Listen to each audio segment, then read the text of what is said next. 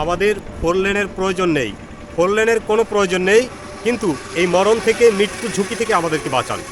আমরা আপাতত এই যে দেখেন, এই সড়কের পাশে যে জায়গাটুকু রয়েছে, এখানে এই পাশে 4 ফুট বা 5 ফুট, আর ওই পাশে আপনার 4 ফুট বা 5 ফুট করে যদি সড়ককে আপাতত প্রশস্ত করা যায়, তাহলে এই সড়কের মানুষ কিছুটা হলেও নিরাপদ হবে।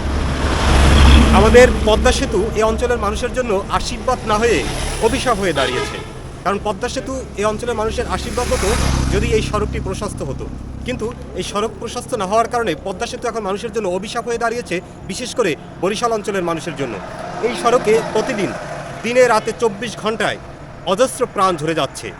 তার অন্যতম কারণ হচ্ছে সড়ক প্রশস্ত না থাকা এবং ছোট ছোট যে যানবাহনগুলো চলাচল করছে, বিশেষ করে 3 চাকার 3 হুইলারগুলো চলাচল করছে সেগুলো, এছাড়াও বেপরোয়া গাড়ির গতির কারণে এই সড়কে প্রতিদিন দুর্ঘটনা ঘটেই চলছে এবং সেখানে প্রাণ ঝরছে। তাই বলছি, আমাদের 4 লেনের কোনো দরকার নেই, 6 লেনের দরকার নেই, সেটা যে জন্মে হবে সেই জন্মের কথা। কিন্তু এখন ইনস্ট্যান্ট বর্তমানে আমাদেরকে এই বিপদ থেকে বাঁচানোর জন্য এই সড়কের 2 পাশে 4 ফুট করে বাড়িয়ে তাহলে 8 ফুট হয়, 8 ফুট বাড়লে এই সড়কটিতে 2টি লেন করা যায়। আর 2টি লেন করলে এই সড়কে কিছুটা হলেও নিরাপদে গাড়ি চলাচল করতে পারবে। ভিডিওটি সবাই শেয়ার করবেন। ভালো থাকুন, সুস্থ থাকুন। বিদায় নিচ্ছি আমি এস এম পলাশ।